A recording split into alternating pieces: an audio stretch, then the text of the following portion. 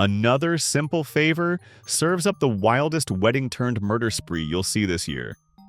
Blake Lively and Anna Kendrick return with their toxic friendship now set against the stunning backdrop of Capri, where Italian mob families, secret triplet sisters, and designer fashion collide in spectacular fashion. When Emily Nelson shows up at Stephanie's book signing after 5 years in prison, it kicks off a twisty tale of betrayal that makes the first film look positively tame by comparison. Stylish yet convoluted reunion.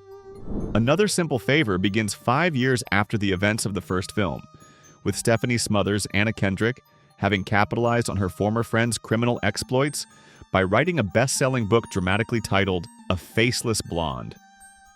When we first meet her, she's preparing her son Miles for camp, who angrily confronts her about monogramming his shirt. Just another reason for him to be bullied on top of her infamous crime vlog that once led to a man's death. This small moment effectively establishes how Stephanie's life has changed since the events of the first film, becoming a minor celebrity while still struggling with her identity as a mother.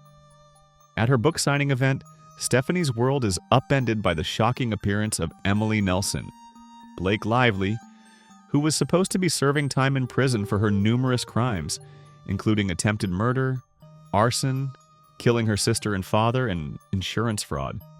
The film's opening establishes the tension between these women with a public confrontation where Detective Somerville, Sean Patrick Thomas, who worked on Emily's original case, tries to warn Stephanie before being interrupted. Emily, now engaged to a wealthy Italian businessman named Dante Versano, Michelle Morone, demands that Stephanie be her maid of honor at her extravagant wedding in Capri. When Stephanie refuses, Emily threatens to sue her for writing a book without consent, manipulatively noting that if Stephanie agrees, her book's popularity will skyrocket. And if Emily tries to kill her again, she'll have material for a sequel. The transition to the sun-drenched Italian coast provides a striking visual contrast to the darker undercurrents of the story. Director Paul Feig, known for Bridesmaids, Spy, and the original A Simple Favor, attempts to recapture the stylish aesthetic of the original film.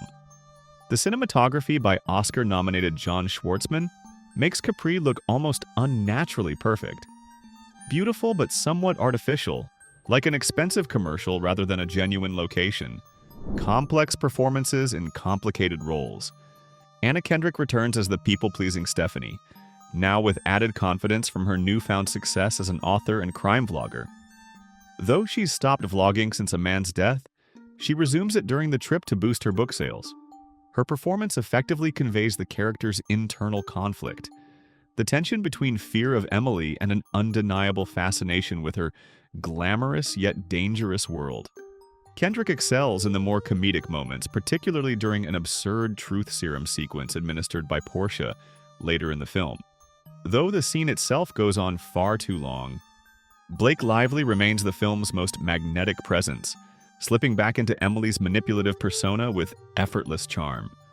When questioned about her mysterious fiancé, Emily reveals they met in her early 20s while bartending in Rome, a connection rekindled when he saw her in the news thanks to Stephanie's book.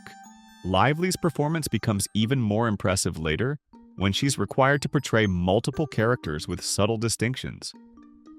She commands attention in every scene, whether she's threatening Stephanie with a lawsuit or strutting through Capri in a series of increasingly extravagant outfits, including a stunning lavender flower top at a daytime event and a breathtaking wedding gown featuring a tight leather bodice. Henry Golding returns as Sean, Emily's bitter ex-husband, who reveals he's only attending the farce of a wedding because the court ordered his son Nicky to be there. His character is more bitter and alcoholic than in the first film, openly antagonistic toward Emily and Dante. In one particularly uncomfortable scene, he publicly accuses Emily of portraying him as a murderer and a pathetic loser just because he slept with 2 women before being thrown out by Dante. Golding's character feels underutilized before becoming an early victim through an injection that causes him to bleed from multiple orifices. The supporting cast features several notable additions, including Elena Sophia Ricci as Portia, Dante's disapproving mother who delivers cutting remarks with aristocratic precision. She clearly dislikes her son's fiancé, expressing disappointment that he isn't marrying an Italian woman. Allison Janney joins as Emily's Aunt Linda, bringing a sharp-edged energy as a character who becomes central to the film's most shocking twist. Elizabeth Perkins appears as Emily's mentally ill mother, Margaret, a role previously played by Jean Smart in the original film. Alex Newell provides welcome comic relief as Vicky, Stephanie's supportive assistant, accompanies her to Capri because I won't kill you both. The Italian setting introduces several characters connected to the Versano family, including rival mob boss Matteo, Lorenzo Richelmi, who threatens Dante early on, warning that the truce with the Versanos is on thin ice. Overstuffed narrative with diminishing returns. Where the first film balanced its twist with genuine character development, Another Simple Favor struggles under the weight of its increasingly convoluted plot. What begins as a tense reunion quickly spirals into a labyrinthine mystery involving mob families, secret love affairs, and identical triplets. Each revelation feels more outlandish than the last, testing the audience's willingness to suspend disbelief. The script introduces so many elements that none receive the development they deserve. In a surprise gift for her future daughter-in-law, Portia reveals she's tracked down Emily's mother, Margaret, and Aunt Linda. This moment triggers the film's most shocking revelations, as Linda proudly declares she delivered Emily and her sisters from Margaret's womb. We learn that Emily is actually Hope, one of 3 identical triplets: Hope, Faith, and Charity, with Margaret disturbingly calling her daughter evil in front of all the wedding guests. The triplet storyline becomes increasingly convoluted when we discover that Charity, who was believed to have been stillborn, was actually stolen by Aunt Linda at birth and raised in isolation. Linda used her as a con artist accomplice for years, and now Charity has gone rogue. After Emily is drugged with a paralyzing agent, Charity impersonates her at the wedding, marrying Dante while the real Emily, Hope, is incapacitated. This revelation comes through hurried exposition rather than meaningful scenes. The mysterious woman following Stephanie turns out to be an undercover FBI agent named Irene, who shows Stephanie a photo of Linda taken in Warfield, with someone wearing a tattoo similar to Emily's. This subplot adds little to the story before Charity unceremoniously kills Irene. Meanwhile, Detective Somerville is unable to discover who funded the powerful legal team that got Emily released from prison within an hour. The film's most intriguing element, Dante's secret gay relationship with rival mob boss Matteo, receives frustratingly little exploration. We learn that they've maintained a 15-year secret affair with Emily serving as Dante's beard to prevent a war between their families.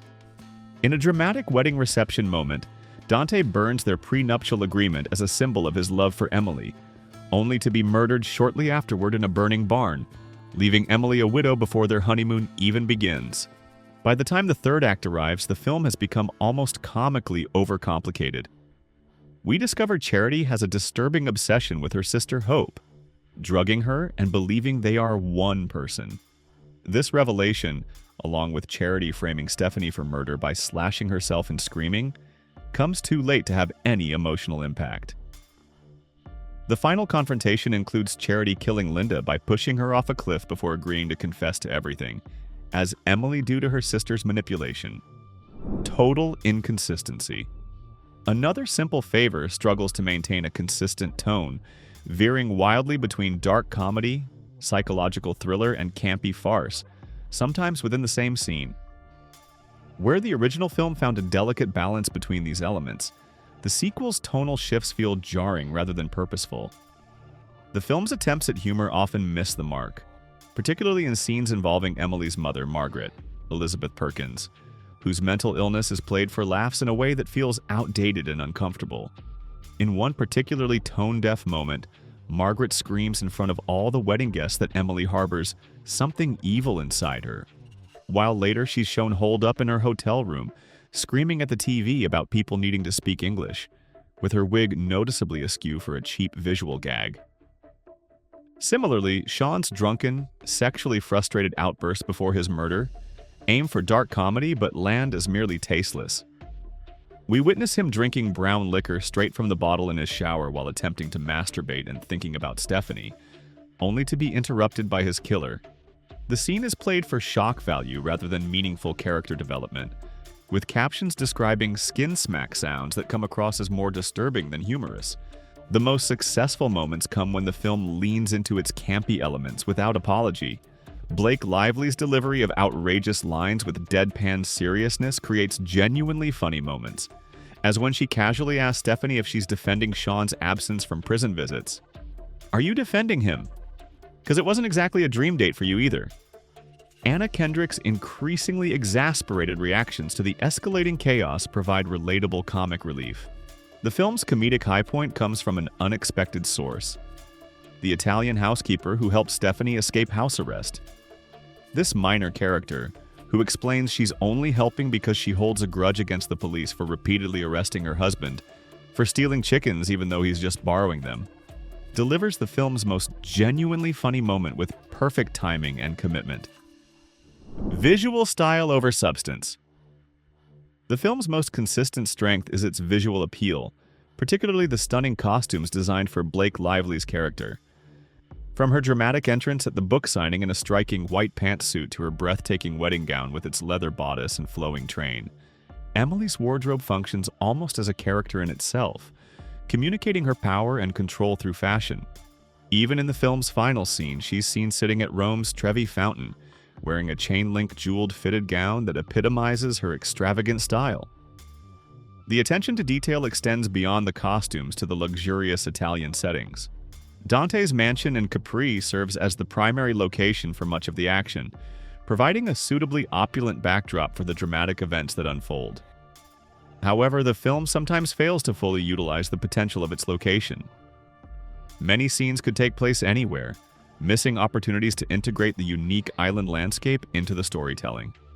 The boat ride to Capri and the climactic confrontation at a cliff edge offer rare moments where the setting truly enhances the narrative tension. Paul Feig's direction feels less assured than in the original film, with uneven pacing and a tendency to linger on scenes that don't advance the plot.